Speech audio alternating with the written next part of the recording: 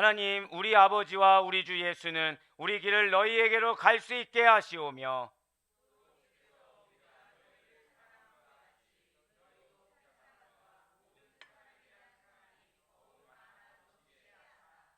함께요. 너희 마음을 굳건하게 하시고 우리 주 예수께서 그의 모든 성도와 함께 강림하실 때에 하나님 우리 아버지 앞에서 거룩함에 흠이 없게 하시기를 원하노라. 아멘. 할렐루야. 네, 주님께서 너무나도 사랑하시고 아데포의 교회 성도 여러분들을 주님을 환영하고 축복합니다. 특별히 날씨가 조금 추워졌는데 이렇게 여러분들 또 강건하게 나오시니까 얼마나 기쁘고 감사한지 모르겠어요. 자, 우리 좌우 옆에 있는 분들한테 좀 이렇게 인사하시고 시작하시면 좋겠습니다. 우리 성령 안에서 강건합시다.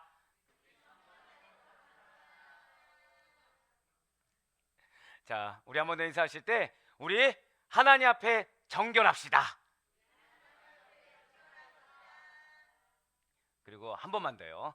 자, 조금 여러분들 이제 벌써 뭔가 눈치를 채셨죠. 저 인간이 뭔가 부끄러운 인사 멘트를 시키려고 하는구나. 자, 이렇게 하시면 됩니다. 그런 당신이 나의 기쁨입니다. 네. 정말 어떻게 기쁨이 되십니까? 네, 감사합니다. 예, 그렇습니다. 비단 우리 아델포이 교회만 이렇게 옆에 있는 동역자들이 기쁨이 됐던 것은 아니에요. 우리 믿는 데살로니가 교회, 지금 우리는 수요 은혜 예배 가운데 데살로니가 전서를 통해서 은혜 받는 귀한 시간을 갖고 있는데 이 데살로니가 교회 역시도 이런 믿는 성도들이 서로 간에 기쁨이 되는 그런 교회였다는 것이죠. 데살로니가 교회는 어떤 교회라고 여러분들 말씀을 드렸습니까? 재림의 소망이 있는 바로 성도들이 모인 교회라고 말씀드렸어요. 그리고 개척교회로서 무엇이 있는 교회? 기쁨이 있는 교회라고 말씀을 드렸습니다. 그 가운데 당연히 그런 기쁨이 있고 그런 서로 성도 간의 사랑이 있었기 때문에 지금은 데살로니가를 떠나 있는 사도 바울은 그 데살로니가 교회 성도들에 대한 그름이 있을 수밖에 없었다라는 것이죠. 그래서 만나기 위해서 여러 번 방문의 시도를 했었지만 번번이 사단의 방해로 말미암아 무산되게 되었습니다. 그래서 사도 바울과 그 일행들은 무엇을 하였습니까? 바로 그들의 영광이요 기쁨이 되고 자랑이 되고 있는 데살로니가 교회 성도들의 안부와 소식을 듣기 원해서 그 안부라도 듣고자 디모데를 파송했어요. 그리고 사도 바울은 파송하였던 디모데의 보고를 듣고서 위로를 받을 수가 있었다는 것이죠. 내 사랑하는 동역자가, 나의 사랑하는 영적 자녀가 믿음을 지키고 있다. 이 사실만으로도 너무 큰 위로가 되었다는 것입니다. 그렇습니다. 여러분들 역시 저희의 기쁨이 되고 있는 줄 믿으시길 바랍니다. 왜냐하면 옆에 있는 지체가 믿음으로 말미암아 올바르게 서고 있을 때, 옆에 있는 지체가 믿음으로 말미암아 돌이키거나 회개하거나 회복하는 믿음을 보였을 때 그것이 우리에게 심히 위로가 되며 우리 역시도 나의 신앙을 돌아볼 수 있는 은혜의 계기가 된다는 거예요. 바로 그래서 옆에 있는 동역자가 중요한 것입니다. 일을 하는 데 있어서 중요한 것이 아니에요. 믿음의 동역자로서 그리스도인의 합당하게 같은 방향을 보고 같이 나아가는 데 있어서 나의 믿음을 되돌아보고 그 가운데 나의 어려운 마음 가운데 그 믿음으로 말미암아 위로를 줄 수 있는 그리스도인의 합당한 믿음이 바로 우리에게 위로가 된다는 사실을 이 시간 반드시 잊지 마시길 바라겠습니다. 네, 그렇습니다. 지금 사도 바울은 파송하였던 디모데의 보고를 듣고서 위로받았어요. 자, 그 위로를 받은 사도 바울이 할 수 있는 것이 무엇이겠습니까? 제가 여러분들이 어떠한 믿음의 회복이라든지 또는 믿음의 성장을 두었을 때, 예를 들면 지난번에 이제 우리가 왜 이번 주일이었죠. 이번 주일날 왜 시상을 했었잖아요. 양육에 대해서. 제 마음에 심히 감동을 주신 분이 있지 않았습니까? 예, 만점 말고요. 만점도 물론 감동이지만, 네, 사실은 아내분께서 저한테 사실은 시험을 안 보게 해줬으면 좋겠다고 하셨어요. 예, 아내분께서. 그럼 저는 무슨 생각이 들까요? 공부를 안 하셨나 보다. 그리고 이제 몸이 불편하시니까 쓰기 힘드신가 보다. 그런 편견을 갖고 있었다는 거죠. 근데 이게 웬걸? 자, 성적이 어땠죠? 성적이 그러니까 제 기대 이상이었던 것입니다. 그럴 때 제 마음에 감동이 와요. 제 마음에 어떤 마음이 있죠?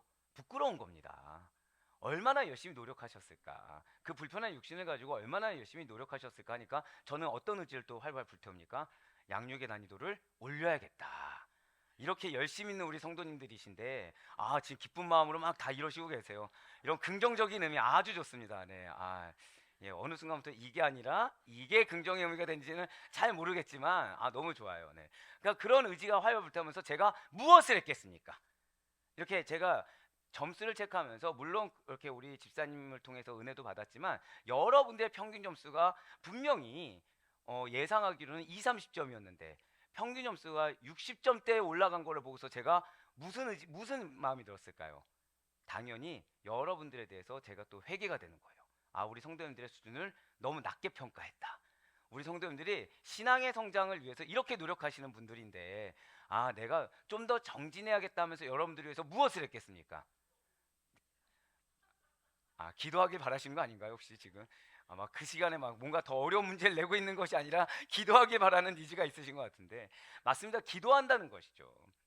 사랑하는 영적 자녀들이 성장하는 모습을 볼 때, 영적 자녀들이 변화된 모습을 볼 때, 회복되는 모습을 볼 때, 또한 주변에 어떤 선한 영향을 드러낼 수 있는 이 영적 리더로서의 자질과 그런 모습이 보여질 때 기쁨과 더불어서 또한 거기에 대해 감사와 더불어서 기도가 나올 수밖에 없다는 거예요. 네, 그렇습니다. 지금 사도 바울 역시도 데살로니가 교회 성도들을 위해서 중보하는 기도가 나올 수밖에 없었습니다. 지금 사도 바울은 데살로니가 교회에 대한 감사함을 어떻게든 표현하고 싶은 거예요. 어떻게든 그 표현을 했으면 좋겠는 것입니다. 왜냐하면 사도 바울이 데살로니가 교회 성도들의 그 믿음의 소식, 그리고 그 사랑의 소식을 듣고 너무나도 매우 기뻤기 때문이라는 것이죠. 그래서 그가 할 수 있는 최선의 것을 했어요. 그가 할 수 있는 최선의 것을 통해서 그 데살로니가 교회 성도들에게 가장 선하고 가장 아름다우며 가장 충만한 걸로 채워주길 원했습니다.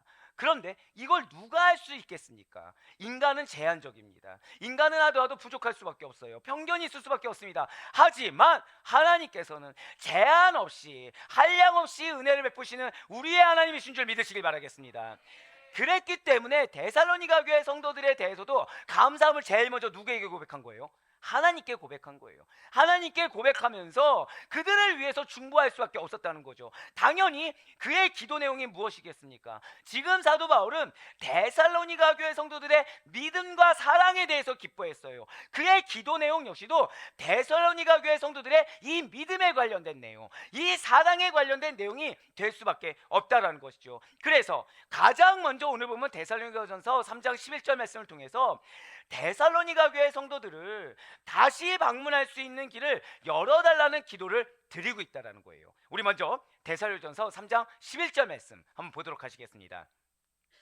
하나님 우리 아버지와 우리 주 예수는 우리 길을 너희에게로 갈 수 있게 하시오며 아멘.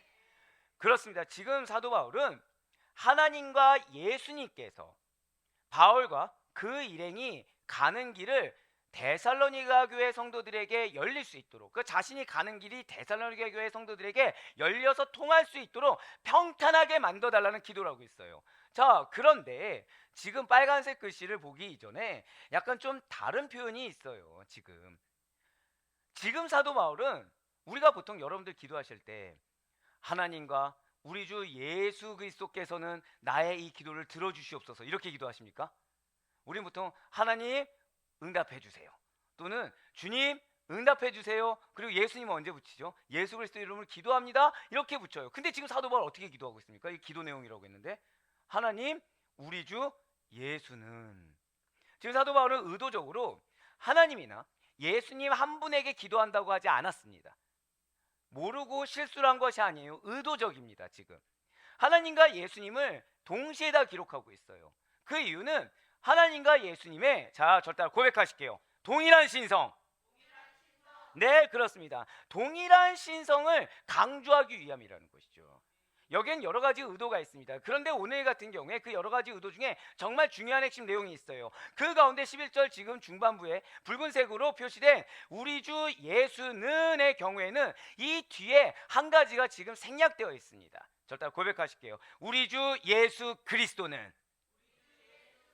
네, 그렇습니다. 원어로는 우리 주 예수 그리스도께서는, 이 그리스도라는 단어가 생략되어 있다는 거죠. 원문 헬라어에는 예수 뒤에 그리스도라고 같이 기록되어 있다는 거예요. 그런데 이것이 가장 중요하다는 거죠. 사도 바울의 여러 가지 의도가 있었지만 이 그리스도라는 이 단어가 정말 중요하다는 것입니다. 사실 예수님에 대해서 사도 바울의 사역과 사도 바울의 그 설교를 보면 두 가지의 강조점을 항상 표현하고 있어요.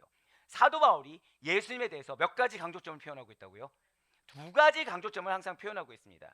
첫 번째는, 자, 저 따라 고백하실게요. 예수님은 나의 주가 되십니다. 바로 그거예요. 예수님께서 나의 주가 되신다는 거예요. 그리고 두 번째는 뭐냐? 예수님께서 우리를 구원하신 메시아, 결국 그것이 무엇이죠? 그리스도가 되신다라는 거예요. 두 가지 강조점이 뭐라고요? 예수님이 주님이시다, 우리의 주가 되신다, 그리고 예수님만이 우리의 구세주 그리스도가 되신다. 이 두 가지를 잊지 않고 항상 그의 설교 가운데, 그의 사역 가운데 강조점을 담아 전파하고 있었다는 것이죠. 여기서의 주가 무엇입니까? 여러분들도 그동안 잘 들어서 아시는 것처럼 주는 하나님 또는 예수님, 노예들의 주인에게 주로 붙여진 칭호가 주였습니다. 그러나 초대교회 성도들은 지금 현재 누구의 치하 아래 있습니까? 로마의 치하에 있죠. 그럼 로마의 치하에서 이 주라는 호칭을 받을 수 있는 인물은 누굴까요?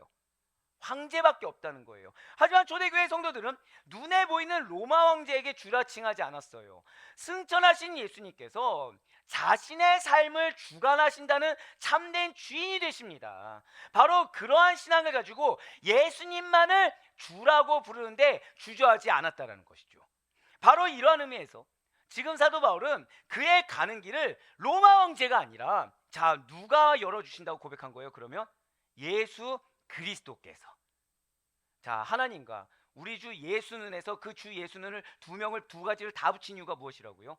나의 삶의 주가 예수님이십니다. 하나님과 예수님은 동일한 신성을 지녔지만 실제 우리의 나아가는 길을 열어주시는 분은 누구시라고요? 예수님이십니다. 그 사실을 강조하고 나타내기 위해서 주를 사용했다는 것이죠. 그리스도는 또 무엇입니까? 하나님께로 받은 예수님의 메시아로서의 직임을 나타내는 말이 그리스도예요. 그리스도가 무엇이라고요? 예수님의 메시아로서의 직임입니다. 직임. 히브리어 메시아를 번역한 헬라어가 있어요. 그것이 무엇일까요? 아니요. 헬라어. 히브리서 메시아를 번역한 헬라어. 굉장히 어려운 질문이에요. 예, 굉장히 어려운 질문이다. 네? 야훼는 히브리어. 예. 감사합니다. 네? 저 지금 여러 군데서 갑자기 다른 팝송이 흘러나오기 시작했어요. 네네. 자, 절 따라 어려운 단어 한번 같이 고백하겠습니다. 히브리어 메시아를 번역한 헬라어는, 자, 절 따라 고백하실게요. 그리스도. 네. 예, 많이 어렵죠. 네. 그리스도입니다. 그리스도. 네. 원망의 눈초리를 보셨어요. 오래 살 것 같습니다. 네. 자, 그리스도의 뜻은 하나님의 구원 사역을 위해 기름 부음 받은 자라는 의미라는 것이죠. 그러니까 히브리어 메시아와 그리고 이 그리스도라는 단어 자체가 하나님의 구원 사역을 위해 기름 부음 받은 자라는 의미라는 거예요. 그러니까 안타깝게도 초대교회 당시의 유대인들은 예수를 그리스도라고 인정할 수가 없었다는 것입니다. 어떤 자들은 그리스도가 어떻게 저 갈릴리라는 지방에서 나올 수 있느냐라고 공격을 했다는 것이죠. 바로 요한복음 7장 41절의 말씀입니다. 어떤 사람은 그리스도라 하며 어떤 이들은 그리스도가 어찌 갈릴리에서 나오겠느냐. 아멘. 그러나 예수님께서는 이 땅에 그리스도로 오셨어요. 유대인들이 생각한 것처럼 예루살렘에서 나와야지, 거룩한 곳에서 탄생을 해야지, 어떻게 저 미천한 곳에서 탄생할 수 있어, 하나님의 구원사역에서 기름 부음 받으자면 하나님이 계신 곳에서 나야지라는 그런 편견 가운데 나으신 것이 아닙니다. 우리의 생각을 초월하시는 하나님의 그 놀라운 섭리 계획 가운데 바로 이 땅에 그리스도로 갈릴리에서 나셨다라는 거예요. 그리고 이 사실은 그리스도교의 생명과도 같은 것입니다.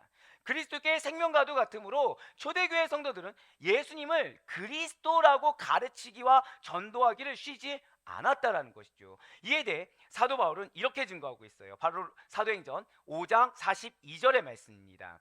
그들이 날마다 성전에 있든지 집에 있든지 예수는 그리스도라고 가르치기와 전도하기를 그치지 아니하니라. 아멘.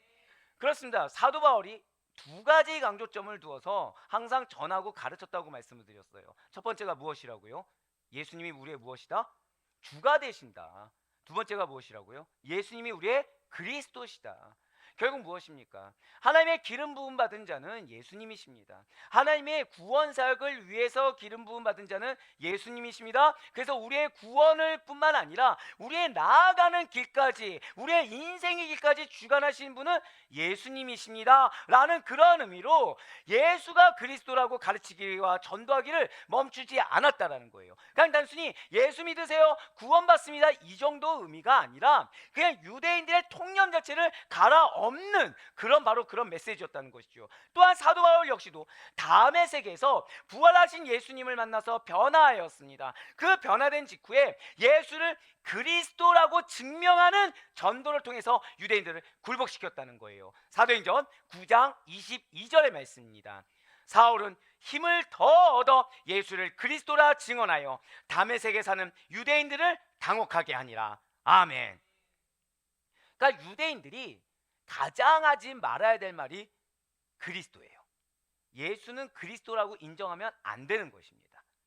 그러면 자신들의 행동 자체가 얼마나 죄악되고 잘못되는지를 인정하는 꼴밖에 안 되기 때문에 무슨 일이 있어도 두 가지 단어는 붙여서는 안 되는 거예요. 예수님에게 주라고 붙여서는 절대 안 됩니다. 예수님에게 그리스도라고는 절대 붙여서 안 되는데, 방금 전까지 자신의 가장 선두에 서서 예수를 그리스도라 부르는 자들, 예수를 주라고 부르는 자들을 핍박했던 자가 변화했다고 갑자기 힘을 더해서 예수님이 정말 그리스도이십니다, 내가 잘못 증거했어라고 하니 다메섹에 사는 유대인들은 당황할 수밖에 없었다는 거예요. 오히려 더 큰 힘을 받을 수밖에 없었다는 것이죠. 왜요? 방금 전까지, 그러니까 실제로 우리나라에서 이단에 있어 가장 저명하신 분이 계십니다. 가장 저명하신 분이, 특히 신천지에서 가장 저명하신 분이 있어요. 뭐 신천지인들은 알겠지만 그분이 왜 가장 저명하냐면, 신모 목사님이신데, 그분께서 신천지에서 제가 그때 기억하기로는 거의 서열 4위, 3위 그 정도까지 계신 분이십니다. 잘 알까요, 모를까요? 너무 잘하는 거예요. 그러니까 그분이 신천지의 폐단에 대해서 얘기하면은 사람들이 듣겠습니까, 안 듣겠습니까? 너무 잘 들을 수밖에 없는 거예요. 계셨던 분이, 그것도 위에 고위층에 있었다 보니까 그들의 논리에 대해서 너무 잘 알고 계십니다. 그들이 어떤 자신들만의 교리를 갖고 있는지 잘 알고 있어요. 그것이 무엇이 잘못됐는지 얘기하니까 당연히 잘 먹힐 수밖에 없죠. 상당히 많은 생명의 위협도 받으십니다. 그럼에도 불구하고 지금까지 소장님께서 그러니까 절대 멈추지 않는 사역이 바로 신천지에 대해서 강연하고 그들의 전략에 대해서 끊임없이 연구해서 그거에 대해서 밝히는 사역을 멈추지 않으신다는 거예요. 마찬가지겠죠. 지금 사도 바울은 어디 앞에 있었습니까? 율법의 최고봉에 있던 자예요. 근데 그가 무엇을 지금 하고 있다고요? 사람들로 하여금, 그러니까 예수님이 정말 그리스도이신지, 아니면 율법을 통해 구원받아야 되는지 혼돈되는 자들에게 있어 사도 바울의 말은 명확하게 그러니까 갈 지표를 제공해주는 그러한 능력 있는 말씀이 될 수밖에 없다라는 거예요. 왜요? 방금 전까지 율법의 최전선에 있던 자였거든요. 그런 그가 율법이 아니라는 거예요. 그런 그가 율법으로는 구원받을 수 없다고 하는 것입니다. 근데 무엇으로 구원받을 수 있다는 거예요?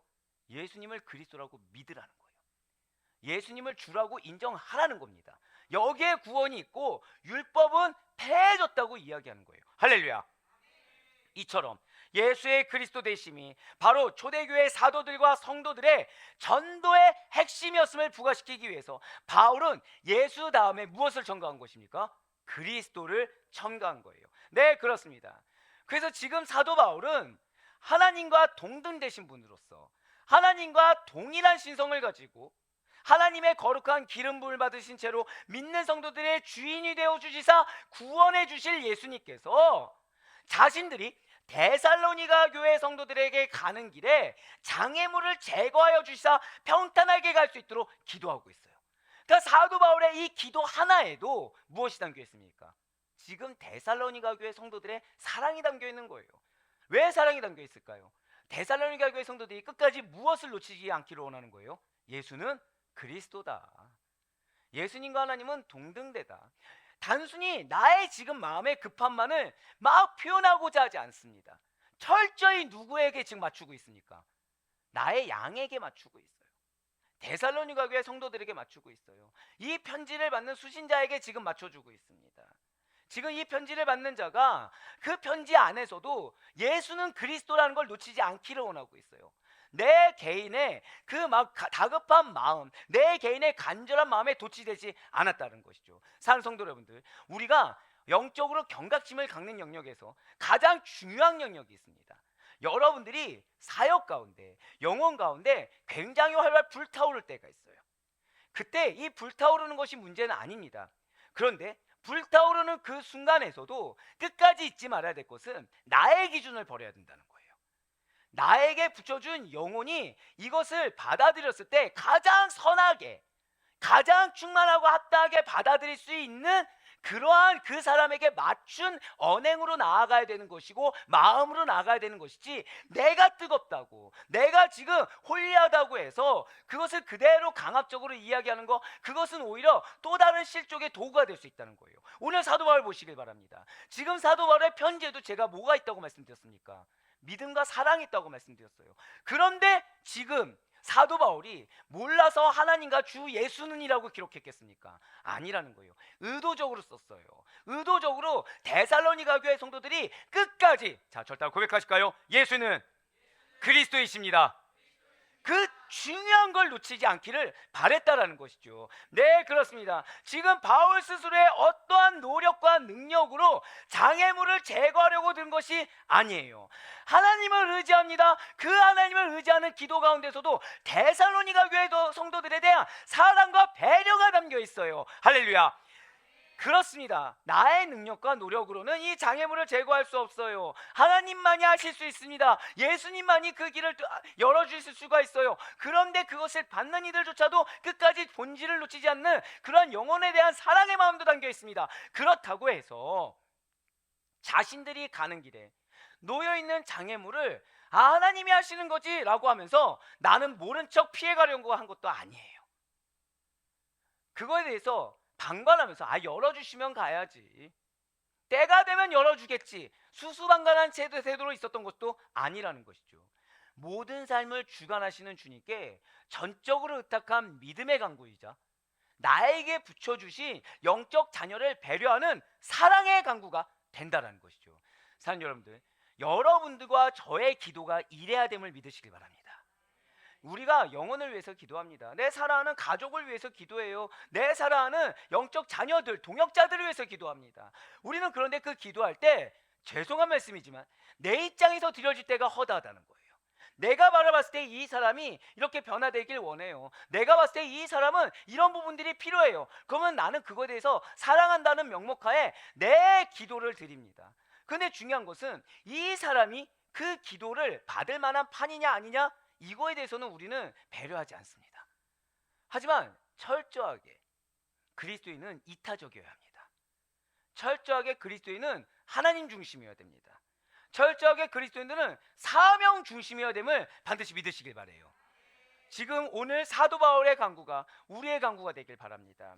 우리가 사랑으로 드리는 기도라는 것은 단순히 내가 인내해서 꾹 참아서 화 안 내고 하는 기도가 사랑의 기도가 아닙니다. 진실로 그 영혼에게 가장 적합한, 그 영혼이 놓치지 말아야 될 것들, 바로 그러한 부분에 대해서 영혼에게 맞춘 기도를 드리며 나아갈 수 있는 우리 모두가 될 수 있길 간절히 소망합니다. 그리고 이어지는 데살로니가전서 3장 12절 말씀은 사도 바울과 그 일행이 데살로니가 교회 성도들을 바로 사랑하는 모범을 따라 사랑하되 기존의 사랑에 더해 차고 넘치도록 풍성한 사랑을 하기를 기도했다는 거예요. 자, 한번 보실까요? 데살로니가전서 3장 12절의 말씀입니다. 또 주께서 우리가 너희를 사랑한과 같이 너희도 피차간과 모든 사람에 대한 사랑이 더욱 많아 넘치게 하사. 아멘. 자, 지금 12절 중반부를 한번 보시길 바래요.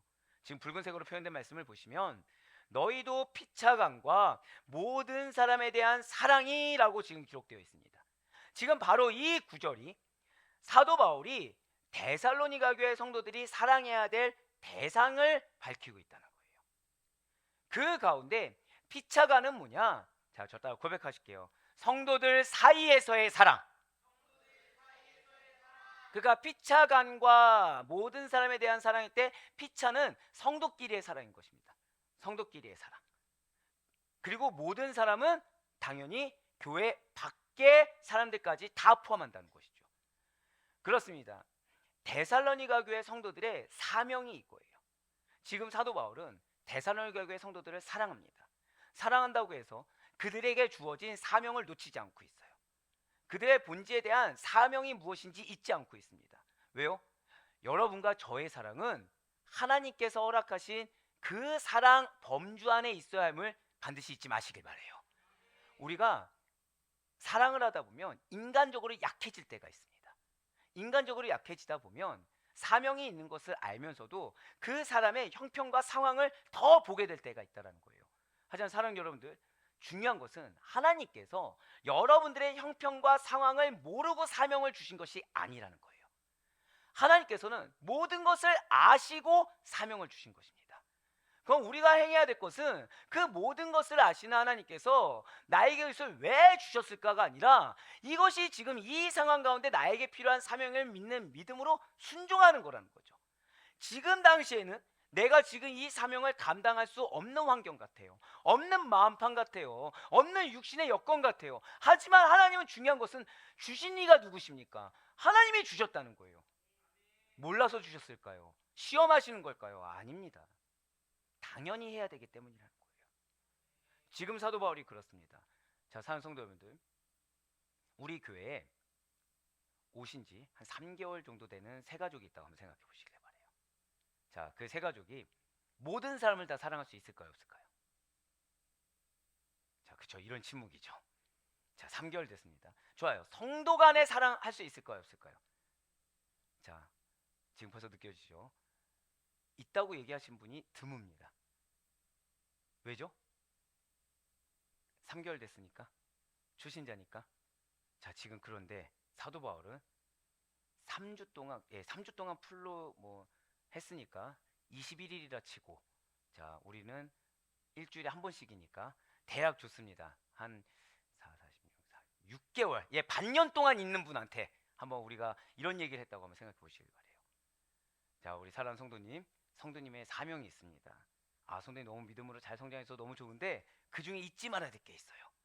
성도님이 하셔야 될 사랑은 성도 간의 사랑이 굳건하셔야 됩니다. 누구도 미워하거나 누구도 껄끄러거나 누구도 대면대면 하시면 안 됩니다. 모두 다 사랑하시길 바래요. 그런데 밖에 나가 있는 모든 사람까지 다 사랑하시길 바랍니다. 그럼 알고 하면 하는 건가? 네, 지금 표정은 심각한데 지금. 네. 이 보이면 안 되는데 그럴 때 옆에서 아멘 할 때 한 명이 뭐라 앞에 타이틀은 못하지만 나나 사랑하지. 약간 네. 자, 사랑할 수 있을까요, 없을까요? 벌써 여러분들 지금 대답이 나옵니까, 안 나옵니까? 안 나온다는 거예요. 왜죠? 자, 예수님 믿으시잖아요. 그분이 예수님 믿으니까 6개월 동안 꾸준히 잘 나오시는 거죠. 그리고 그거에 대해서 우리가 뭔가 봤으니까 얘기하는 거 아닙니까? 그럼 그분 안에 누가 계시죠? 아, 자, 그분 안에 어떻게 성령님은 계십니까? 네. 그분 안에 성령님은 계시잖아요. 그렇죠? 믿는 순간 우리 성령님 내주하시니까. 그럼 그분 안에 하나님이 계시잖아요. 저 우리 모든 믿는 그리스도인들은 믿는 그 순간부터 사명이 있습니다. 믿으십니까? 복음을 증거해야 되는 사명이 있습니다. 믿으십니까? 예수님의 형상을 드러내야 되는 사명이 있습니다. 믿으십니까? 사랑을 증거해야 될 사명이 있습니다. 믿으십니까? 자, 그럼 그분은 사랑을 증거해야 됩니다. 자, 어떻게 생각하시나요? 이거라는 거예요. 이거라는 겁니다. 편견이 있다는 거예요. 우리가 먼저 편견을 갖는다는 거예요. 분명히 내가 그에게 구원을 준 것이 아니에요. 내가 그에게 사랑을 준 것이 아닙니다. 그 사랑을 하나님이 주셨어요. 하나님이 그에게 뜻이 있어서 주셨습니다. 그에게 사명이 있어서 주셨어요. 그런데 우리는 일단 기간이라는 거에 대해서 우리가 먼저 제한을 둡니다. 그리고 우리는 그 영혼에 대해서 이미 나 스스로의 단계를 먼저 판단해 버렸다라는 거예요. 나 스스로의 단계를. 자, 여러분들의 영적 수준은 영적 리더입니다. 그렇죠? 이렇게 나오는 거죠. 왜? 앞서 제가 서론에 뭐라 말씀드렸어요? 시험을 얘기했기 때문에. 자, 근데 중요한 건 여러분들 우리에게 맨 처음 주셨던 말씀 기억하세요? 내가 무엇이라고 그랬죠? 영적 대표격이라고 말씀을 드렸습니다. 이거 누가 말씀하셨나요? 여러분들 영적 대표라고 누가 하셨습니까? 하나님이 하셨다는 거예요. 근데 여러분들이 죄송합니다. 자, 나는 리더로서 자격이 충만하다 진짜. 나는 바울과 같이 모든 거 다 버리고 자비랑 성교하면서 사역 다 감당할 수 있다. 있으신가요? 없는데 지금 주님은 우리에게 영적 리더라고 표현을 하셨고 우리에게 이제 올해는 사명을 우리 권사님 기도하셨던 것처럼 신앙의 본이 되어야 하는 사명을 주셨다는 거예요. 내가 할 수 있어서 주시는 것이 아닙니다. 저다 고백하실게요. 나를 향한 영혼을 향한 주님의 뜻이 있습니다. 이 사실을 믿을 수 있는 우리가 되길 간절히 소망합니다. 지금 사도 바울은 데살로니가 교회 성도들을 사랑하고 있어요. 기뻐하고 있습니다. 그런데 철저하게 주님 안에서 사랑하고 있어요. 주님께서 주신 사명을 놓치지 않고 있습니다. 주님께서 나에게 왜 붙여주신지에 대해서 놓치지 않고 있다는 거예요. 사는 여러분들, 교회의 방향성과 교회의 발전, 영혼의 방향성과 영혼의 발전이라는 것은 철저하게 주님의 기준이 되어야 됩니다. 어떠한 상황과 환경이나 그 사람의 성향에 따라서 그 사명이 바뀔 수 있는 것이 아니에요. 그냥 하나님 주셨으면 그걸로 끝인 것입니다. 우리 교회 장로님들을 주님께서 세우셨습니다. 아멘. 근데 이 세우신 분이 하나님이시기 때문에 그걸로 끝나는 거예요.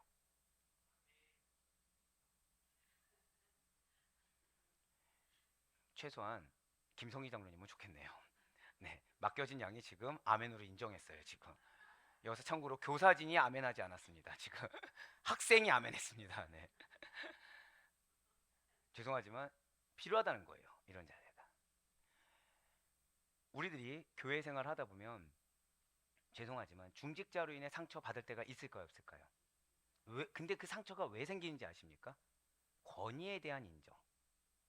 하나님께서 세우셨다는 권위에 대한 인정이 안 될 때 사실 불만이 생깁니다. 나에게 우리 부서 가운데 붙여주신 당신의 리더가 행할 때는 이유가 있다라는 믿음이 있어야 돼요. 김성희 장님 좋으시겠습니다. 지금 약간 짜신 것 같은데 지금 암에 나온 지금 곳곳들이 다 지금 저쪽 부서 소속인데요 지금. 네, 노래 보셨습니다. 네. 그 권위에 대한 인정이 있어야 그래야 형통하게 흘러갈 수 있는 거예요. 물론 세우신 리더가 잘못할 수도 있어요. 어쩌면 이 산이 아닌가벼 저 산인가벼 할 수도 있습니다. 근데 중요한 거는 이거에 대해 판단을 누가 하시는 거죠? 하나님이 하신다는 거예요. 하나님이 하는 거지. 하나님은 우리의 무엇을 보십니까? 순종하는지 신뢰하는지 사랑하는지 그것을 보신다는 거예요. 지금 사도 바울이 이렇게 데살로니가 교회 성도들이 사랑해야 될 대상에 대해서 밝혔을 때 지금 성경 어디에서도 데살로니가 교회 성도들이 우리가 어떻게 그렇게 할 수 있습니까? 말이 되는 소리를 하세요. 지금 외부의 핍박이 어마어마한데 지금 어떻게 모든 사람을 사랑하라고 합니까? 지금 교회 내부의 성도 사랑하기도 힘듭니다. 이런 기록이 있습니까? 없습니까? 없다는 거예요. 사명을 주셨을 때 사명에 제한을 두지 않을 수 있는 우리가 되길 소망합니다. 하나님께서 세우신 영적 리더에 대한 순종의 자세가 아름다운 미로 보여줄 수 있는 우리 모두가 될 수 있길 간절히 소망합니다. 네, 그렇습니다. 지금 데살로니가 교회 성도들과 이해관계가 없는 불신자나 그들을 핍박하는 적재자들조차도 데살로니가 교회 성도들을 사랑해야 해요. 지금 사도 바울과 그 일행들은 독생자를 내어 주시면서까지 죄인들을 사랑하신 하나님의 그 아가페 사랑으로 데살로니가 교회 성도들이 다른 성도들과 자신의 적대자들까지 사랑할 수 있기를 품을 수 있기를 바라며 기도한다라는 것이죠. 어떤 공동체는 사랑이 있고 어떤 공동체는 사랑이 없어라는 식의 이러한 기준으로 세상의 공동체이냐 그리스도를 중심으로 모인 공동체냐 구분할 수가 없다라는 것입니다. 공동체를 구성하고 있는 구성원들끼리 서로 사랑하는 것은 예수님을 믿지 않는 세상 사람들도 얼마든지 할 수 있다는 거예요. 그 공동체가 잘 되기를 바라는 마음에 서로 돕고 사랑을 나눌 수가 있다는 거죠. 예를 들어서 조기 축구회를 구성했다고 생각해 보시길 바래요. 11명이 겨우 모였습니다. 그럼 그분들이 여러 명끼리 싸우겠습니까? 안 싸우겠습니까? 절대 안 싸워요. 그분들 뭐 할까요? 조기 축구회 회원들을 늘리기 위해서 현안이 되지 않겠습니까? 예, 자신의 사무실에 온 사람이 있으면 그거에 대해서 권면을 한다는 거예요. 예, 권면을 받아봤으니까 하는 얘기겠죠. 권면을. 아, 목사님도 체력 단련 하셔야 되는데 한번 나와 보시죠. 아, 예, 새벽 기도가 6시에 끝나지도 않는데 어떻게 갈 수 있을까요? 아, 그래도 와서 한번 기도도 해주시고. 자, 그러면 예를 들어서 저는 전도를 위해서 가야 됩니까? 안 가야 됩니까? 그쵸, 한숨이 나오셔야 됩니다. 어딜 갑니까? 기도를 해야지. 그 시간에 기도를 해야죠. 자, 세상 사람들도 지금 그 공동체가 잘 되길 바라는 마음으로 적극적으로 공동체의 부흥을 위해서 노력을 합니까? 안 합니까? 세상 사람들도 한다는 거예요. 세상 사람들도 서로 간에 끈끈합니다. 아주.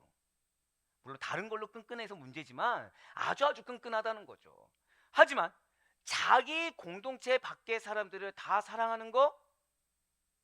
자, 제가 그래서 그 조기 축구에 저는 안 되겠으나 불참 표시했을 때 그 다음에 연락이 올까 안 올까요? 안 온다는 거예요.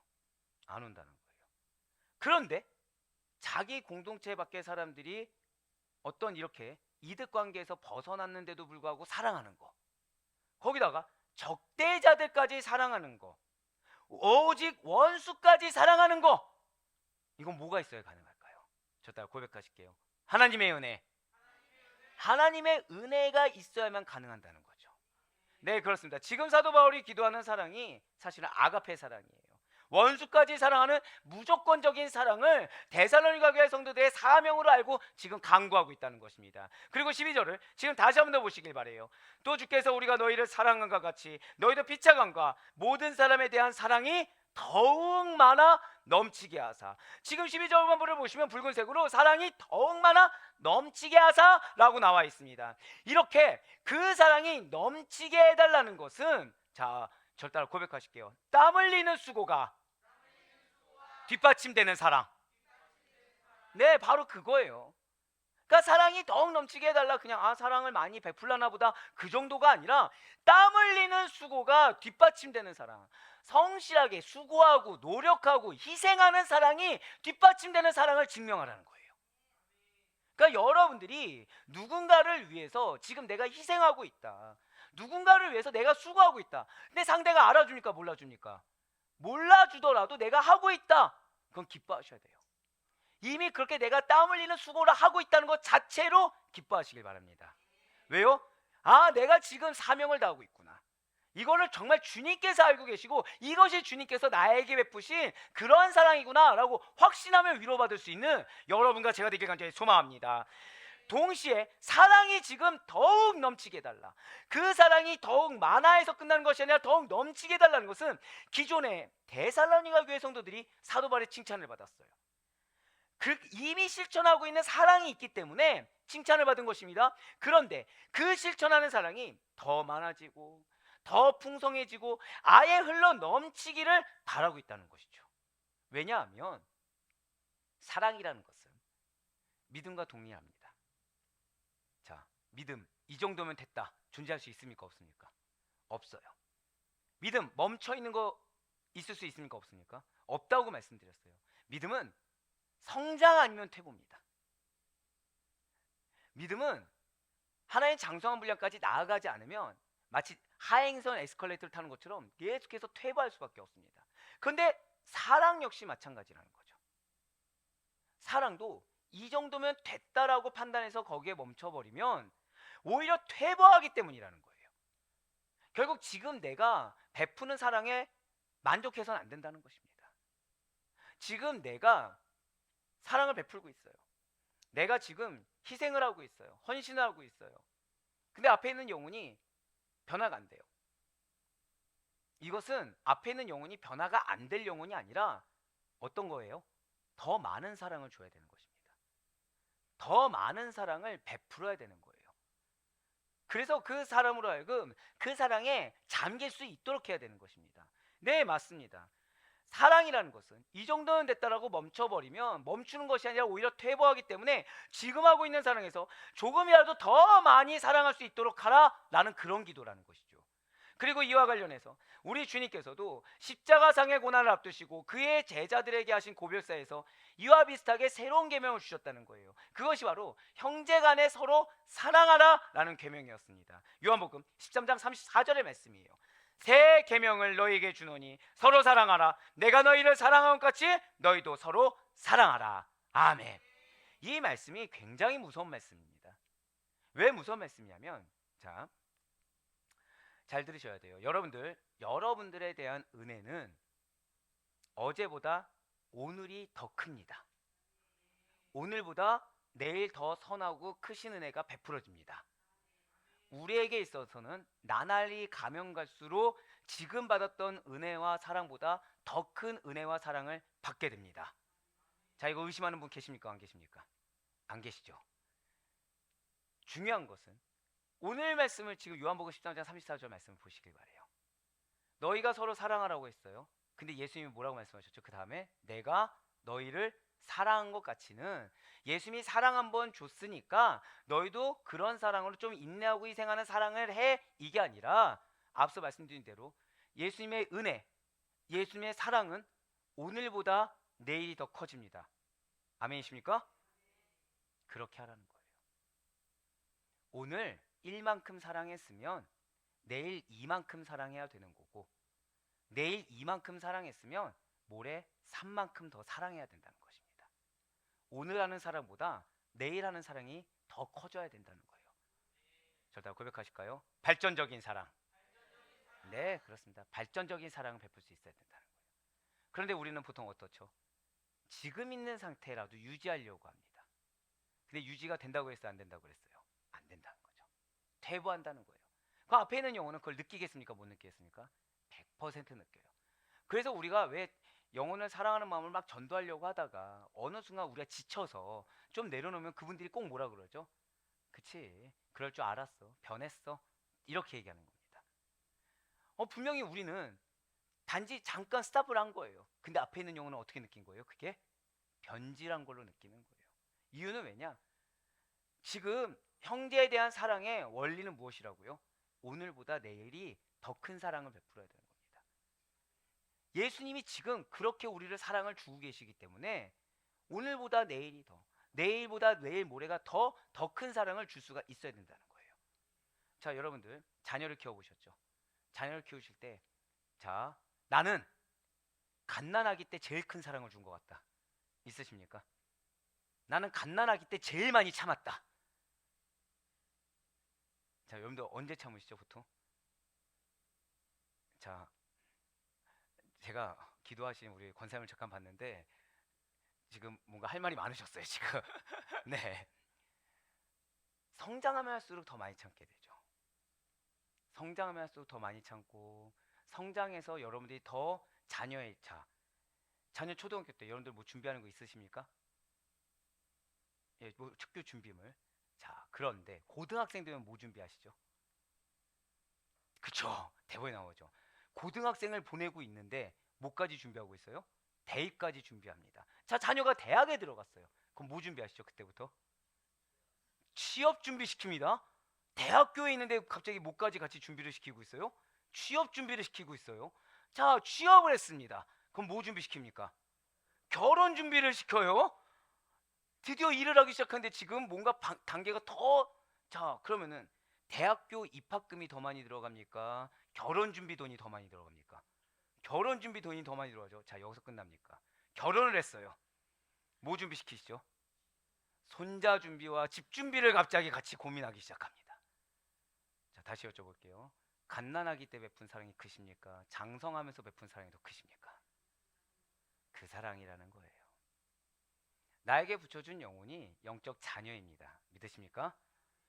이것이 내 사랑하는 배우자든 내 자녀들이든 나의 옆에 있는 지체든 나이 유무에 상관없이 영적 자녀라는 거예요.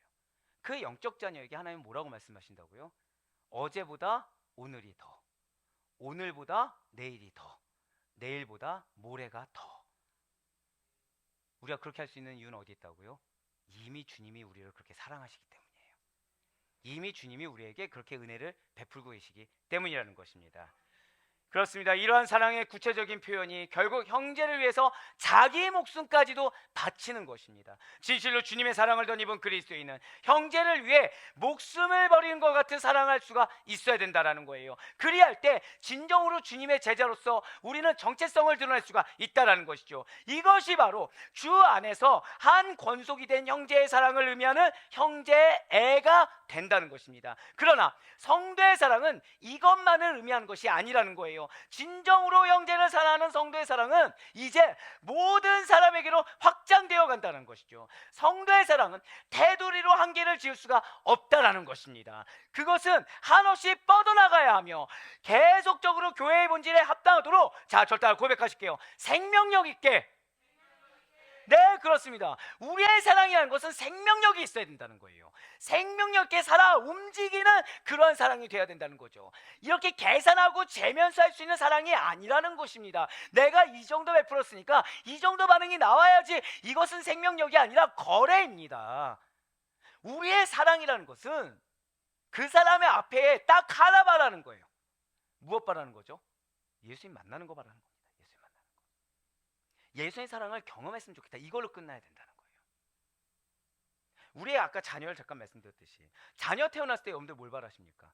건강하게만 잘 자라다오. 자, 지금 건강하게 잘 자랐으니까 이제 만족하십니까? 아니라는 거예요. 기본적으로 건강하게 잘 자라줘서 여기에 대한 감사함, 살아있는 거에 대한 감사함을 가진 부모의 얘기와 얘가 지금 대학을 이런 데를 가야 되는데, 또는 결혼할 때가 돼서 지금 결혼을 해야 되는데, 이런 고민이 있는 상태, 고민이 전부인 상태에서 하는 대화는 차이가 난다는 것입니다. 사는 여러분들, 어디에 생명력이 있겠습니까? 절대 고백하실까요? 감사의 생명력이 있습니다. 그 영혼에 대한 감사가 있으셔야 돼요. 이 영혼이 지금 내가 원하는 대로 움직여지지 않는다고 해서 마음 가운데 걱정과 고민과 근심으로 가득 차도 된다는 법칙은 없습니다. 왜요? 우리는 예수님의 뜻대로 100% 맞게 살지 못하는 자들입니다. 우리는 하나님의 뜻에 부합하게 살아가는 존재들이 아니에요. 지금 이 순간에도 우리는 지금 마음 가운데 어쩌면 예수님의 마음을 근심케 하는 생각을 할 수도 있습니다. 그런 감정을 품을 수도 있어요. 근데 중요한 거는 그럼에도 불구하고 주님은 지금 우리를 사랑해서 무엇을 주고 계시죠? 말씀을 주고 계세요. 여러분들에게 영혼에 대해서 그 영혼에 대한 타겟을 바꾸지 않으셨습니다. 계속 여러분들에게 맡겨주고 계시다는 거예요. 그것이 무엇이죠? 여러분들에게 사명을 지금 유기하지 않으셨어요. 촛대로 옮기지 않으셨습니다. 나를 계속해서 사랑해주고 계시다는 거예요. 우리는 그 사랑을 그대로 증거하는 것뿐입니다. 우리는 내가 받은 사랑에 대해서 먼저 감사하며, 그래서 앞에 있는 붙여진 영혼이 내가 품을 수 없는 영혼인데도 불구하고 나에게 허락했다는 그 감사함을 가지고 오늘보다 내일 더 큰 사랑을 베풀기 원해야 되고, 내가 어떤 사랑을 줘도 부족함을 느낄 수 있는 그런 그리스도인들이 돼야 된다는 것이죠. 여기에 생명력이 있다는 것입니다. 생명력이 무엇입니까? 그 영혼이 소생하게 되는 거예요. 죽어있는 영혼이 생명력으로 소생하게 되는 것입니다. 할렐루야. 결국 우리의 생명력은 어디에 있다고요? 절대 고백하시겠습니다. 감사하겠습니다. 거기에 생명력이 있어요. 영혼의 변화는 다른 데 있지 않습니다. 생명력에 있어요. 그래서 모든 사람을 사랑할 때 나에게 위해를 끼치는 원수까지도 사랑할 수 있어야 된다는 거죠. 우리가 원수까지 사랑하기 위해서 필요한 것이 과연 무엇이겠습니까? 바로 오늘 보면 11절에서 말하는 더욱 많아 넘치는 사랑이 필요하다는 거예요. 생명력은 어디에 있다고요? 감사에 있다고 했습니다. 감사한 자의 사랑이 무엇이라고요? 더욱 많아 넘치는 사랑이에요. 내가 옛날보다 이만큼 했다, 이거 더욱 많아 넘치는 사랑입니까? 아니에요. 더욱 많아 넘치는 사랑의 기준은 예수님입니다. 어떻게 예수님의 기준에 합당하게 사랑하고 계십니까? 아닌 것 같은데 아멘이 나와서. 네. 분명 우리 주님께서는 이웃에 대한 사랑을 늘 항상 강조하셨어요. 그러나 단 한 번도 그 대상을 한정하신 일은 없다라는 것이죠. 그것은 곧 우리의 이웃이 우리에게 호의적인 사람뿐만 아니라 그 너머에 있는 모든 사람들을 가리키는 말이라는 것과, 따라서 우리의 사랑이 모든 사람을 사랑할 줄 아는 인류애로 확장되어야 함을 의미하고 있다는 거예요. 그러면서 사도 바울은 오늘 본문이 마지막 절인 13절 말씀을 통해서 이렇게 권면하고 있습니다. 이제 오늘 본문 마지막 절인 데살로니가전서 3장 13절 말씀을 우리 다 같이 한번 봉독하도록 하겠습니다. 시작. 너희 마음을 굳건하게 하시고 우리 주 예수께서 그의 모든 성도와 함께 강림하실 때에 하나님 우리 아버지 앞에서 거룩 흠이 없게 하시기를 원하노라. 아멘. 지금 스크린에 13절 전반절을 보시면 너희 마음을 굳건하게 하시고 라고 나와 있습니다. 여기서 굳게 하다, 굳건하게 하다는 흔들림 없이 굳건하게 서 있다 라는 뜻이에요. 그렇다면 마음을 굳건하게 하다라는 것은 과연 어떤 뜻일까요? 마음이 흔들리지 않도록, 요동하지 않도록 견고하게 하게 서 있어라, 이런 뜻이 된다는 거예요. 진실로 사람의 마음이라는 것은 감정과 의지의 좌소입니다. 그뿐만 아니라 속사람의 삶 전체를 대표하는 것이 사람의 마음이에요. 따라서 마음을 견고하게 한다, 이것이 무엇이냐면 복음으로 변화되고 예수 그리스도에 대한 믿음 안에 서 있는 그 사람 자체를 견고하게 한다라는 의미가 되어 있다는 거예요. 마음을 견고하게 한다는 것이 제일 먼저 무엇이라고요? 복음으로 먼저 변화되어야 된다는 것이죠. 그리고 믿음 안에 서 있어야 된다는 것입니다. 또한 선행을 하되, 성령의 음성에 순종해서 선행을 하되 아주 일관되게 한다는 것을 의미합니다. 그러니까 업앤다운이 있어서는 안 돼요. 감정에 업앤다운이 있다? 이미 이것은 내 마음이 요동치고 있는 것입니다. 예수님께서 오셔서 우리의 행위를 판단하실 것이기 때문에 우리는 바로 그날을 믿고 소망함으로 말미암아 믿음의 말과 행동을 흔들림 없이 할 수 있는 것이지, 만약에 우리가 그날을 믿지 않는다고 한다면, 우리가 저 심판의 날을 소망하지 않는다고 한다면 우리는 믿음의 말과 행동을 일관되게 할 수가 없다는 것입니다. 그래서 사도 바울이 우리에게 이렇게 말하는 것이 아니겠습니까? 고린도전서 4장 5절의 말씀입니다. 그러므로 때가 이르기 전 곧 주께서 오시기까지 아무것도 판단하지 말라. 그가 어둠에 감추인 것들을 드러내고 마음의 뜻을 나타내시리니 그때에 각 사람에게 하나님으로부터 칭찬이 있으리라. 아멘. 진실로 예수 그리스도를 향한 믿음 안에서 마음이 견고한 자는 재림하여서 어둠에 감추인 것들을 드러내고 그 마음의 뜻을 나타내시는, 지금 붉은색 글씨 보고 계시죠? 이러한 예수님 앞에 떳떳하게 설 수가 있게 된다는 거예요. 그런 자들이 확신 있는 것이 무엇이라고요? 아, 나 하나님부터 칭찬을 받는구나. 나 지금 무엇을 해서가 아니라 지금 하나님 앞에 마음을 견고하게 해서 요동하지 않고 일관되게 하나님 보시기에 인정하실 만한 이 선행, 이 사명을 잘 감수하는 것이 나에게 결국 칭찬을 받게 되는 것이구나 라는 믿음의 확신으로 견고한 자는 계속 견고하다는 거예요. 요동하는 자는 계속 업앤다운으로 요동하게 된다는 것이죠. 그러면서 13절 말씀, 오늘 보면 13절 말씀을 다시 보시길 바래요. 너희 마음을 굳건하게 하시고, 자, 붉은색 글씨로 지금 우리 주 예수께서, 이 다음 말씀입니다. 우리 주 예수께서 그의 모든 성도와 함께 강림하실 때에, 지금 나와 있어요. 지금 우리 주 예수께서 그의 모든 성도와 함께 강림하실 때, 이것은 사도 바울이 이 세상에서의 일상적인 삶뿐만 아니라 영혼을 위해 기도하는데 어디까지 바라보며 기도하고 있는 거예요? 저 종말의 날까지, 심판의 때까지 바라보면서 기도하고 있다는 것이죠. 진실로 사도 바울은 이 세상에서의 잘 먹고 잘 사는 일을 위해서 데살로니가 교회 성도들이 믿음을 갖도록 기도한 것이 아닙니다. 지금 사도 바울은 데살로니가 교회 성도들이 지금 믿음을 잘 지키고 사랑을 베푼단 말에 지금 감정적으로 기뻐서, 감정적으로 벅차서 잠깐 뜨겁게 기도한 것도 아니에요. 지금 사도 바울은 그들을 만나고 싶은 마음에 그냥 단순히 일차원적으로 칭찬만 하기 위해서 기도한 것도 아니라는 것입니다.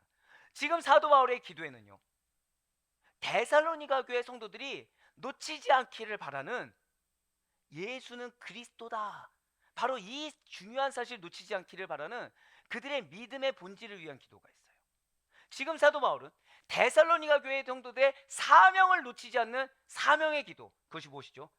사랑, 아가페 사랑에 대한 기도가 있습니다. 거기에 더해서 지금 무엇까지요?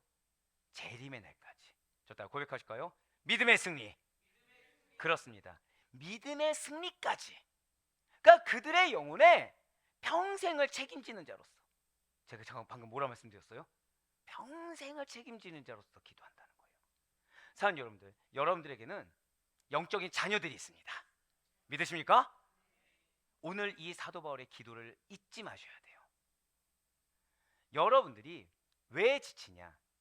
그 양이 나에게 평생의 양이란 사실을 놓쳐서예요. 교역자들에게 평생의 양이라는 자세가 정말 필요합니다. 물론 이제 교역자들 같은 경우에는 한 교회에 오래 머물러 있을 수가 없다는 것을 우린 잘 알고 있어요. 하지만 그럼에도 불구하고 이러한 마인드로, 이러한 마음가짐으로 우리 왜 보통 하나님이 허락하실 때까지라고 하면서 사랑에 제한을 두는 경우가 있죠. 그래서는 안 된다는 거예요. 그 영혼이 하나님이 허락을 끝까지 하시든 안 하시든, 촛대를 옮기시든 안 옮기시든 끝까지 믿음의 승리를 거둘 수 있도록, 영적 책무란 바로 그런 것입니다. 역시 성도님들 역시 마찬가지예요.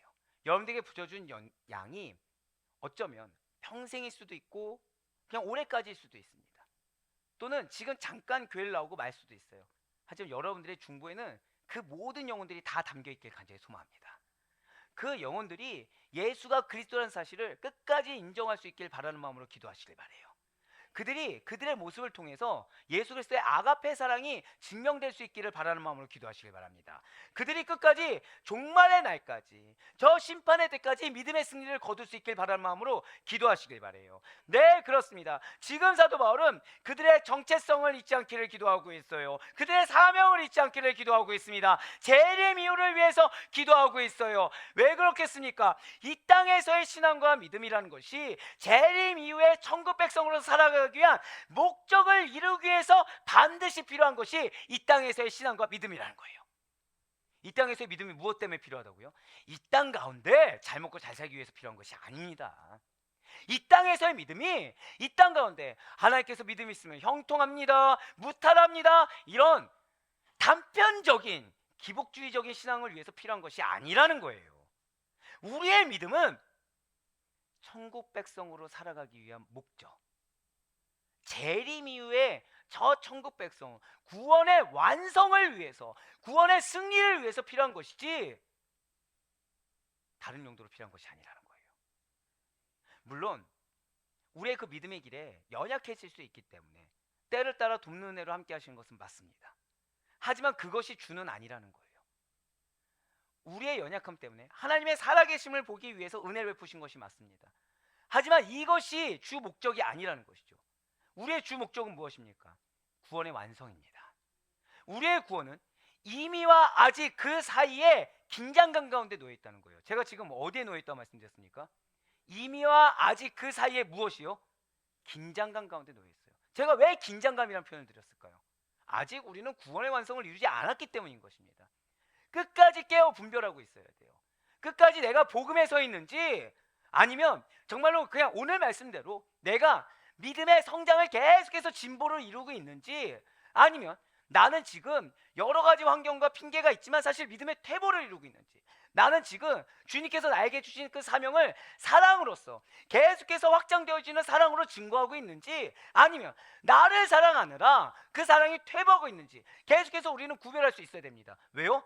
구원의 완성을 위해서. 그러한 영적 긴장감 가운데 우리는 놓여 있어요. 우리가 끝까지 믿음을 지키지 못하고 예수님 안에서 마음을 굳건하게 지키지 못한다고 한다면 재림의 그날 온전한 구원을 우리는 이룰 수가 없습니다. 중간에 믿음을 버리고 돌아서거나 나의 믿음을 과신하고 나의 사랑을 과신해서 지체되거나 정체되어 있어서는 안 돼요. 업앤다운이라고 하면서 실상 하나님 보시기에 요동하는 자로 남아있어서도 안 되는 것입니다. 우리의 믿음은 일관되어야 돼요. 일관되게 성장하는 것입니다. 우리의 사랑도 일관되어야 돼요. 일관되게 확장되어 가는 것입니다. 할렐루야. 그것이 이미와 아직 그 사이의 긴장 가운데서 승리할 수 있는 유일한 방법이에요. 자신 앞에 펼쳐진 일들이 좋을 때는 믿음을 잘 지키고, 아닐 때는 믿음을 버리고 하는 널뛰기 신앙이 되지 않도록 경각심을 가지고 있어야 돼요. 나에게 급한 상황이 놓여졌을 때는 갑자기 홀리해져서 뜨겁게 부르짖다가 무언가 문제가 해결될 때는 다시 현실 삶으로 돌아오는 이런 기복주의적인 신앙이 되지 않을 수 있도록 경각심을 가져야 되는 것입니다. 성경은 형통한 날과 공공한 날에 기쁨과 반성을 하면서 매 순간 신앙에서 멀어지지 않도록 하는 것이, 신앙이 전부가 되는 것이 지혜 있는 자들의 삶이라는 사실을 지적하고 있어요. 바로 솔로몬이 말했습니다. 전도서 7장 14절의 말씀입니다. 형통한 날에는 기뻐하고 공고한 날에는 되돌아보라. 이 두 가지를 하나님이 병행하게 하사 사람이 그의 장래일을 능히 하려 알지 못하게 하셨느니라. 아멘. 내일을 알지 못하는 우리입니다. 당장 예배가 끝나서 돌아가는 그 길 가운데도 한치 앞을 알 수 없는 것이 우리입니다. 그래서 그 우리로서는 자신의 한계를 인정해야 돼요. 왜 우리 지금 특별 새벽 기도를 참석하고 계시기 때문에 이 전도서 말씀이 무슨 말씀인지 너무 잘 알고 있지 않습니까? 나의 한계를 인정해야 돼요. 내가 하고자 하는 것은 결국 헛되고 허망하고 실족하고 어려움밖에 있을 수밖에 없고, 그리고 그런 우리의 세상적인 눈으로는 우리의 눈을 미혹하는 것 외에는 없다는 사실을 인정해야 됩니다. 그래서 나는 전적으로 무능하고 전적으로 타락한 자이기 때문에 하나님을 인정하고 하나님을 따르는 신앙 외에는 나로 하여금 이 허무하고 좌절감 가운데 실패할 수 없는 삶을 승리로 이끌 수 있는 방법은 없다는 사실을 인정할 수 있어야 됩니다. 네, 맞습니다. 내 일을 알지 못하는 우리로서는 나의 한계를 인정해야 돼요. 전능하신 하나님만을 의뢰하고 맡기며 그 하나님의 인도하심에 따라 아멘으로 순종하는 신앙만이 참 지혜의 삶이 되는 것입니다. 내가 지금 어떤 마음이어서 할 수 있고 내가 어떤 상황이어서 불가능하고 이런 말이 아니라 하나님이 주셨을 때는 그걸로 끝이라는 사실로 아멘할 수 있어야 돼요.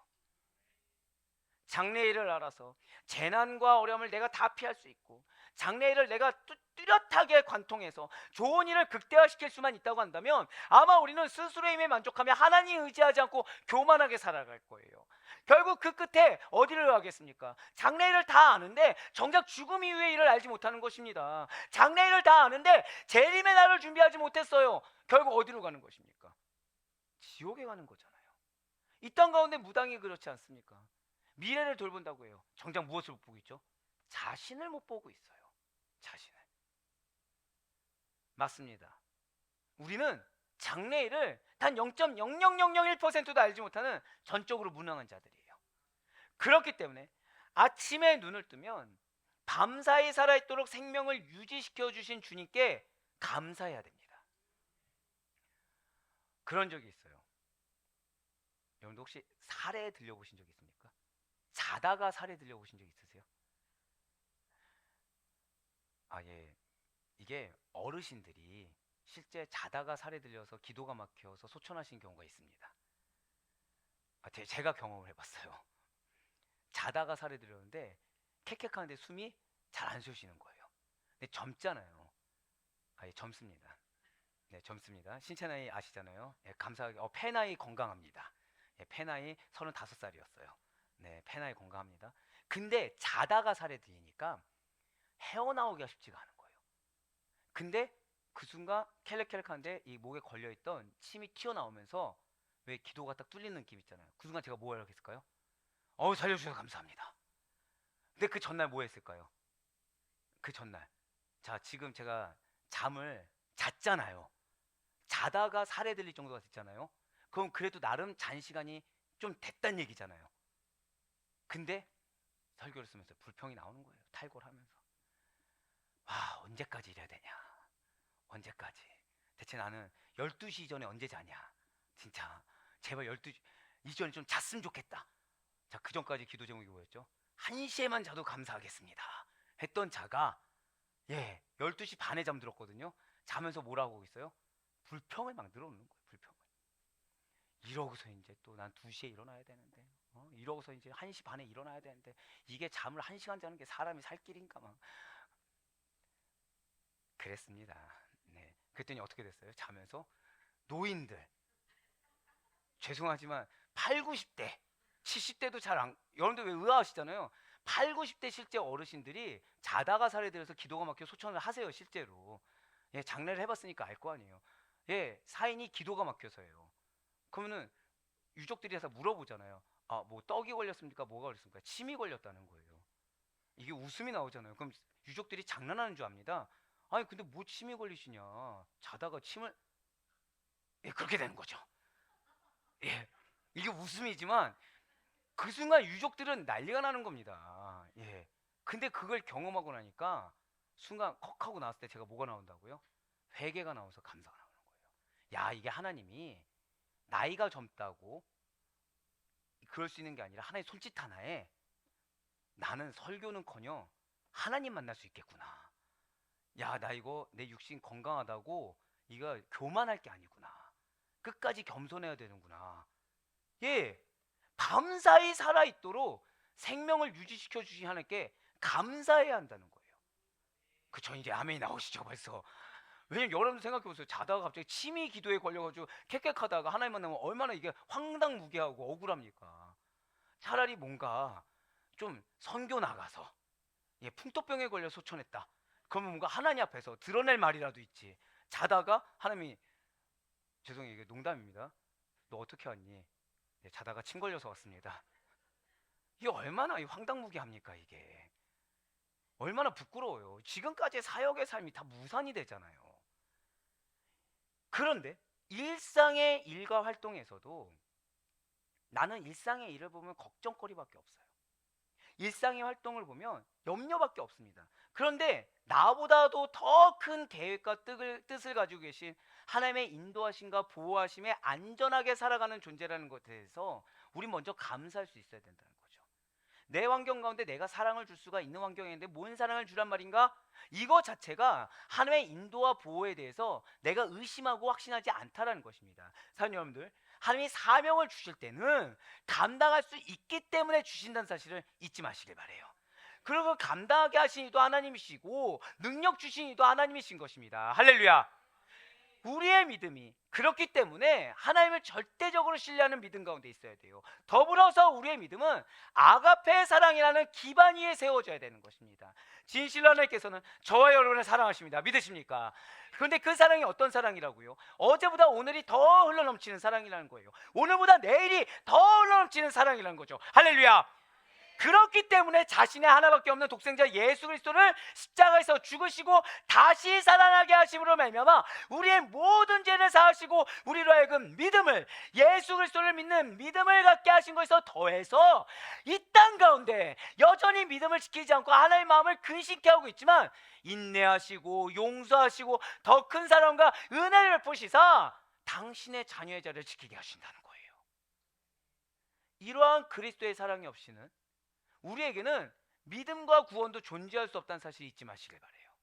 이러한 그리스도의 사랑을 실천하지 않고서는 우린 생명력을 가질 수가 없습니다. 교역자가 영성이 충만할 수 있는 거 뭘로 있습니까? 자, 한번 여쭤볼게요. 교역자가 영성이 충만해야 되죠. 영성이 충만할 수 있는 비결이 있어요. 무엇일까요? 무엇일까요? 기도와 말씀? 예, 정말 그렇게 생각하십니까? 제일 첫 번째는 영혼을 사랑해야 돼요. 영혼을 사랑해야 됩니다. 성도를 사랑하는 기도가 기도의 분량을 늘리게 하는 거고요. 성도를 사랑하는 기도에서 좋은 말씀이 나오게 되는 겁니다. 성도를 사랑하면 갓 지은 밥을 먹이고 싶어 하지 썩어진 상한 음식 먹이고 싶어 하지 않아요. 성도를 사랑하면 매일같이 냄비밭에서 이제 막 솥밥을 지어주고 싶어 하지 햇밥 먹이고 싶어 하지 않다는 것입니다. 왜 이 아멘 들으면 갑자기 왜 그런 거 있잖아요. 내가 햇반을 먹인 적이 있나? 지금 이제 가족들에 대한 얘기도 하지 말까? 막 이런 갑자기 회개가 맞습니다. 깊은 영성이라는 거, 좋은 말씀이라는 건 결국 어디서 나온다고요? 진짜 영혼에 대한 사랑에서 나온다는 거예요. 제가 항상 말씀드리죠. 우리 부교육자들, 특히 제가 항상 놀란 건 우리 목사님이십니다. 우리 목사님, 우리 부목사님이 제가 깜짝깜짝 놀래요. 저분이 얼마나 무서운 분이냐면 전 저분에게 시간 항상 드립니다.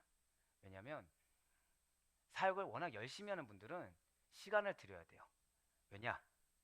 사역을 열심히 한다는 것은 필연적으로 가정을 버리고 있다는 반증입니다. 네, 가정을 버리고 있다. 그럼 시간을 드려야 가정을 챙기시겠죠. 그럼 저분은 그 시간에 뭘 하고 계실까요? 일을 하고 계세요. 일을 하고 계세요. 신방양을 보고 깜짝 놀랍니다. 저분의 계획량을 보고 깜짝 놀래요. 자, 이번 겨울 수련을 저는 생각을 했을까요, 안 했을까요? 사실 안 했습니다. 진짜 안 했어요. 근데 우리 목사님께서는 다 준비해 오고, 제 또 의심이 많잖아요. 피드백을 받아봤습니다. 피드백을 너무 다 좋은 거예요. 어느 정도로 좋냐? 제가 이제 저분의 말씀과 양육이 기대가 돼서 제가 듣고 싶다는 마음이 들 정도로 너무 기대가 되는 것입니다. 여러분들, 저 되게 교만한 자라서 저 약간 그런 마음 없습니다. 저는 왜냐면 하나님하고 이 교제 가운데 주는 말씀으로도 충분하다고 느끼는 사람이기 때문에 이 말씀의 은혜가 너무 좋거든요. 저는. 여러분들 제 설교 깁니까 짧습니까? 이게 근데 컷한 거 알고 계시죠? 이게 커트예요. 이게. 근데 그런 제가 누구에 대한 지금 사모함이 있다고요? 우리 부교육자에 대한 사모함이 있는 거예요. 예, 왜 그렇게 할 수 있을까요? 저분이 저를 보고 사역하는 게 아니에요. 지금 청년들을 보고 사역하고 있는 겁니다. 감사하지 않습니까? 근데 그런 분에게 양육받는 청년들은 그럼 누굴 보게 되겠습니까? 마찬가지로 지금 사도 바울이 데살로니가 교회 성도들에게 바라는 것처럼 예수님을 바라보는 거고요. 또한 맡겨진 양들을 바라보게 되는 겁니다. 또한 나에게 주어진 사명을 바라보게 되는 거예요. 청년이 이러할진대 부모님 된 장년은 어떻게 해야 되겠습니까? 우리 장년들도 끝까지 하나님만 봅시다. 끝까지 예수 그리스도를 주라고 인정하는 신앙을 증거합시다. 그리고 여러분들의 주신 사랑이 이제 더 이상 내가 이전보다 나은 신앙, 이전보다 나은 사랑을 드러내기보다는 하나님의 기준에 합당한 신앙과 합당한 사랑으로 발전하는 신앙과 발전하는 사랑을 증거할 수 있는 우리가 될 수 있길 정말로 소망합니다. 최소한 저 따라 고백하실게요. 부끄럽지 않겠습니다. 그렇습니다. 부끄럽지 않을 수 있길 바래요. 부끄럽지 않을 수 있길 바래요. 사실 우리 교회 부교육자분들은 너무 훌륭하신 분들. 제가 항상 드린 말씀이 있죠. 개척교회에 개척교회라고 말씀 안 드리려고 했죠. 어쨌든 이 정도 사이즈에 오실 분들이 아니에요. 아닙니다. 근데 저분들의 지금 사역에 대한 열심은 제가 대형교회도 있어봤잖아요. 축복입니다. 정말 축복입니다. 근데 무엇을 보고 하실까요? 크기를 보는 것이 아니에요. 하나님 보고서. 근데 만약에 교회, 눈에 보이는 교회 크기, 그리고 이전에 열심을 했던 거에 대한 기준을 두고서 하신다고 한다면 우리 부교육자들이, 우리 목사님이 그렇게 할 수 있을까요, 없을까요? 없다는 거예요. 지금 주신 하나님의 사명이 기준 되길 간절히 소망합니다. 지금 주신 하나님의 말씀이 기준 되시길 바래요. 그렇지 않으면 어떤 선한 것이 나올 수가 없습니다.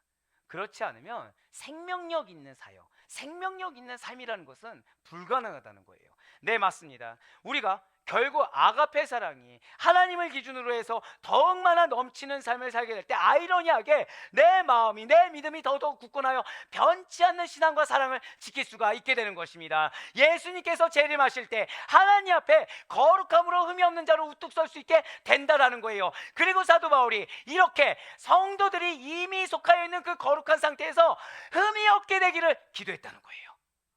이러한 모습은 장차 완성될 성도들의 영화의 모습입니다. 하나님의 최후 심판의 자리에 떳떳하게 서게 하는 요소가 된다는 거예요. 이것이 바로 성경적 종말론입니다.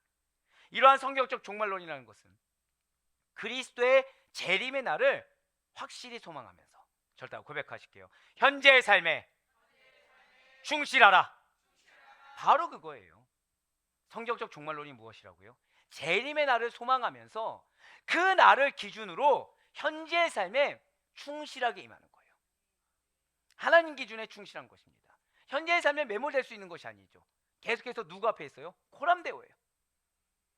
나의 언행조차 저 심판의 날에 어떻게 될지 모르는 이미와 아직 사이의 그 영적 경각심 가운데 최선을 다하는 것입니다. 내가 이 정도면 됐겠지 할 수가 없는 거예요. 내가 이만큼이면 됐겠지 할 수가 없는 것입니다. 왜 나는 이만큼인데 어떠한 것이 없냐? 불만조차 늘어날 수가 없어요.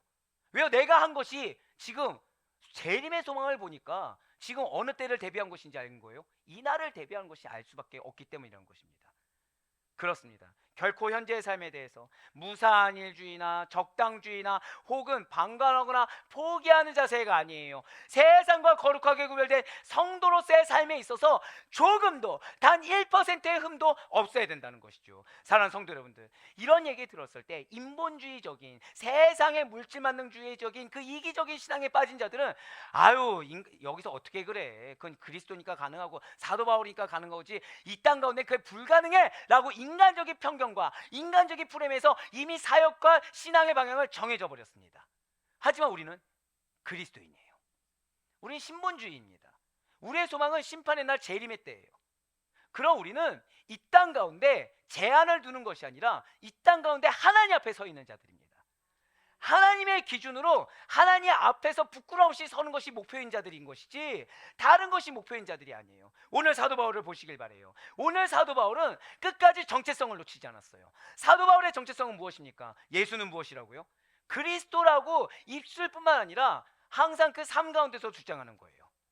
아멘 나오잖아요. 벌써 어린아이조차도 뜨겁게 아멘 하잖아요. 지금 얼마나 중요한 거예요. 정체성이 얼마나 지금 중요한 것입니까? 거기에 더해서 사명을 놓치지 않았어요. 사명이 무엇이죠? 사랑입니다. 아가페 사랑이에요. 근데 그 사랑이 어디까지라고요? 원수까지 사랑하는 그러한 사랑의 증거인 것입니다. 그런데 소망을 놓치지 않고 있어요. 소망이 무엇이라고요? 종말의 때, 저 심판의 때 재림의 소망을 놓치지 않고 있는 것입니다. 오늘 이 사실을 기억하시길 바래요. 오늘 사도 바울은 데살로니가 교회 성도들을 위한 기도에 정말 신앙의 정수가 들어가 있습니다. 그 신앙의 정수에 더해서 우리의 기도를 돌보게 하고 있고요. 우리의 지금 시각과 사명을 돌보게 하고 있어요. 더불어서 지금 여러분들에 붙여준 영혼들을 여러분들이 지금 어떻게 보고 있는지 되돌아보게 하겠습니다. 우리는 땅끝까지 이르러 복음을 전파하는 일에 최선을 다함으로써 하나님의 택함 받은 자들이 한 사람도 빠짐없이 모두 다 구원의 방주 안에 들어올 수 있도록 택함 받은 주의 백성들입니다. 또한 전인격적으로 더욱 성숙한 삶을 영위함으로써 주님과 더욱 깊은 사귐을 나누고 이웃들에게, 영혼들에게, 하다못해 대적자들에게까지 그리스도의 사랑을 체험하게 하는 삶을 살아야 하는 주님의 사랑받는 자녀들입니다. 그러니 그 정체성에 합당한 삶과 사명을 다할 수 있는 여러분과 제가 되길 간절히 소망합니다. 지금 사도 바울은 데살로니가 교회가 개척교회다 얘기하지 않았어요. 데살로니가 교회의 성도들이 초신자다 얘기하지 않았습니다. 지금 사도 바울은 데살로니가 교회 성도들은 그저 하나님께서 알고 주신 영적 자녀요, 하나님께서 주신 저 먼 미래, 아니 다가올 미래에 하나님의 귀한 십자가 천병인 사실을 믿고 있어요.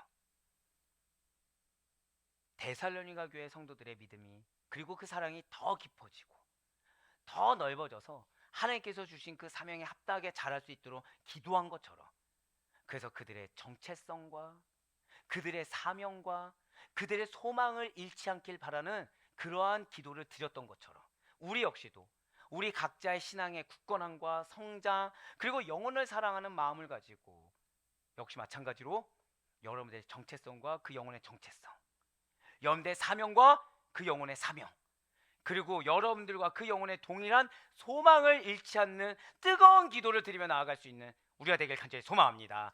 그래야 할 바로 끊었기는 아가페 사랑에 기초하지 않으면 이거는 실현될 수가 없어요.